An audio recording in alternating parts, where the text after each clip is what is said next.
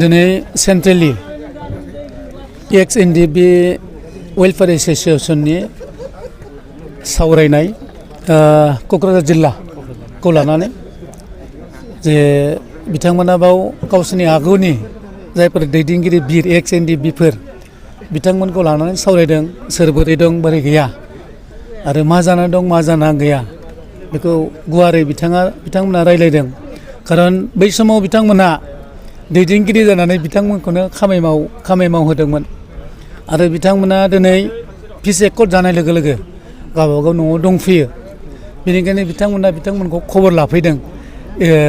सेन्ट्रेलि दानस्रां बिथांमोना जोबोद मोजां हाबाफारि जादों दा सावरायनायाव बेरखांलायदों माखासे CBI आरो NIA आरो जोबथेसालियाव दङ बै बिथांमोनखौ उदां मोनहोनो थाखाय जोंनि बिटिआरनि मावफुं सोद्रोमा मानगोनां प्रमद बर' सार दा जेखिनि हाबा मावबाय थादों आरो दहाय रिसेन्टलि एसे एनैबो खोनाबाय थादों जे इमिडियेटलि NIA आरो CBI आव जायफोर थानाय केसफोर बेफोरबो आबुं जागोन बा मिउचुएल बा केसा उइथड्र जागोन बेफोरनि रादाबबो मोनबाय थादों दा ओंखायनो आं आसा खालामो जे जेसेबांखिनि हायो थाब बै जोबथेसालियाव जायफोर थानाय बिथांमोना जाहाथे उदाङाव फैनो हायो आरो जोंनि सरकारा बेखौनो मावबाय थादों जेसेबां Ex-NDFBफोर दङ बै बिथांमोनखौ लानानै सावरायबाय थानाय जादों माखासे एसे खामानि मावहोनो हायो नामा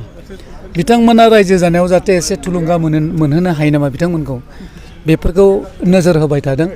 दा बेनिखायनो आङो बिथांमोननि जे सेक्रिफाइस बेखौ जों मावनो हाया आरो बिथांमोननि साथिनि सेक्रिफाइस खालामनायखौ जों बयबो माने साबायखर जासिदों बा बिथांमोनखौ जों बरायना लादों दा बिथांमोननि जुनैनो पिस एकर्डबो जादों आरो बेयाव जोंनाव सान्थि फैदों दा नोंखायनो बाव जोंनाव सान्थि फैदों जेराव सान्थि गैयाबा जौगानाय गैया दा नोंखायनो आं बयखौबो बिथांमोनखौ खावलायगोन जे जों बयबो मोजाङै थानांगौ आरो मोजाङै मावना जानांगौ आरो जोंनि जेसेबां आगुनि दैदेनगिरिफोर बै बिथांमोनाबो एक्स-ग्रेसिया बैफोरखौ जाहाथे मोनजोबो फ्राय 4,000नि बारा माखासे मोनबाय आरो माखासे अफिसियेलि आइडेन्टिफाइ जाबाय थादों आरो बिथांमोनाबो मोनगोन साख्रिनि थिसनथायाव नोंथांमोना माबायदि साख्रिनि थिसनथायाव मेरिट वाइज जाय इन्टारभिउ होगोन जायफोरा भिक्टिम फेमिलि बैफोरखौ नायनानै सरकारा डिसिसन लागोन आरो साख्रिया बेसिकेलि जोंना मेरिट वाइज जागोन बाव आथना फैसा घुस होनांनायनि खोथा गैया मेरिट पास मेरिट आथना फैसा नाङा बे मोनगोन साख्रिखौ दा बेनो गिबियावनो Ex-NDFB वेलफेयार एसोसिएशन जानानै आं सिबिनाय आरो गाहाम हामलायनाय आरो खुलुमनाय बावहरग्रोबाय दिनैहाय जों क'क्राझार जिल्ला कुसुगावनि सिङाव लाब्रा बाजारावहाय जों मोनसे खौसेथि नुजालायनाय आरो माखासे जे आपडेट फोरमायलायनायनि गेजेरजों दिनै बे मेलखौ लानाय जादों आरो बेवहायनो जोङो जिहेतु कुसुगावनि कनस्टिटुएन्सिनि गेजेरावनो जानायलाय जोङो बिथां EM उकिल मोसाहारि सारखौहाय जोङो हांख्रायनानै लाबोनाय जादों आरो बिथांमोननि गेजेरजोंनो दिनै आबुङै मेला मोजाङै मोजां फोरमायलायनाय जादों जे जोंहा बावैसो सिगां जे माखासे आपडेट होनांगौ होननानै आङो सानदों दा बेबायदियैनो जोंनि जेसेबां बारग' जोंनि नैबे कुसुगाव आरो क'क्राझार जिल्लानि जोंहा मावथि दङ बिथांमोनखौ लेंहरनायनि गेजेरजों दिनै फोरमायलायदों जे जोंनि माखासे NIA जायफोरा दिनै जोबथेसालियाव दुखु खस्थ'नि गेजेरजों दं बिथांमोननि थाखाय दिनै मोजां खौरां मानो होननानै बुङोबा मैया जोंहा बिटिआरनि चिफ सार मानगोनां प्रमद बर' सारा कलनि गेजेरजों फोरमायहरदों जे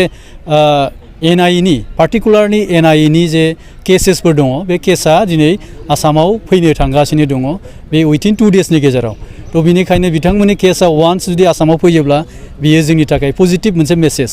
आरो मोनसे पजिटिभ मेसेजआ थांनाय जोंहा 20 फेब्रुवारियावनो जों मोनखाजों जे जोंहा बेल मोननाय 8 नि गेजेराव 4खौहाय जोङो मोनफुंनो हादों बेल हिसाबै दा बिथांमोननि थाखायबो मोनसे मेसेज मोजांखा बेनो मोनसे गिबि खेब NIAनि मोनसे बेल मोननाय आरो नैथि मैया जे मेसेज फैनाय जे NIAनि केसफोरा जुदि आसामाव फैयोबा सेन्ट्रेलनिफ्राय जों आसामावनो गासैखौबो खारफुंनायनि गेजेरजों बेखौ पजिटिभलि जोङो खामानि मावनो हागोन आरो जों जेरैबायदि डिमान्ड खालामबोदोंमोन जोङो मानगोनां प्रमद बर' सारनिसिम आरो जोंहा मानगोनां डक्टर हेमन्त बिश्व शर्मा सारनिसिम जोङो बेखौनो अरायसम डिमान्ड हिसाबै गारबोबाय थादोंमोन सेन्ट्रेलनिसिमबो दिनै जोंनि डिमान्डखौ बिथांमोना साक्सेसफुल आरो मोजां पजिटिभ लामायाव लांबाय बिनि थाखाय जोङो एक्स-NDFB फेमिलि जानानै साबायखर बावहरो। एक्स-ग्रेसियानि सायाव first phase second phase third phase एबा थांनाय नै दाखालि 28 जानुवारि बेवहाय गासै होबोनानै फार्स्टआव होदों 40 सेकेन्डआवबो 200 थार्डआवबो 200 आरो फर्थआवबो 201 आरो फाइभआवबो 197 दा गासैयै 4840 जाबाय एक्स-ग्रेसिया हिसाबै जोंनि डिमान्डआ जाहैबाय 3111 मोन दा थाङै थुङै जोंहा बिदिनो 2273 सो दंबावो दा बेखौबो बोसोरफ्रोमबो एकर्ड लोब्बा लानानै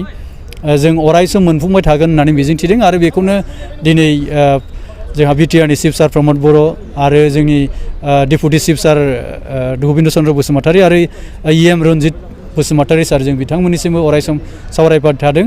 आरो बिथांमोनाबो खोथा होदों जे बेखौ बोसोरफ्रोमबो एकर्ड लोब्बा लानानै होलांबाय थानाय जागोन होननानै। धेकियाजुलि बाथासिपुर हालामनि रायजो राजाफोरनि थाखाय गोनांथार फोसावथाय। धेकियाजुलि बाथासिपुर हालामनि आबै सेन्टार साखाथियाव थानाय बर' बिजोंनि फरायसालि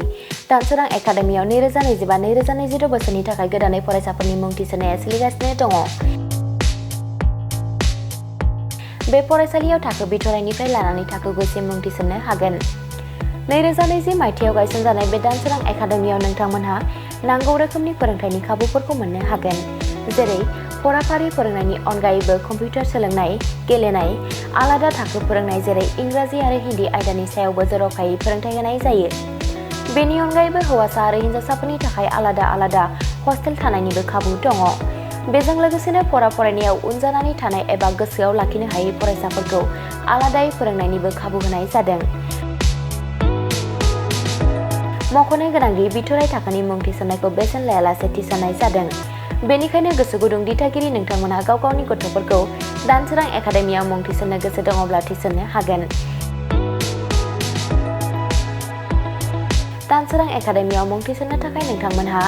9707457550 एबा 88764802118 जानबुं अनजिमायाव फोनांजाब खालामनानै सुलाद लानो हागोन।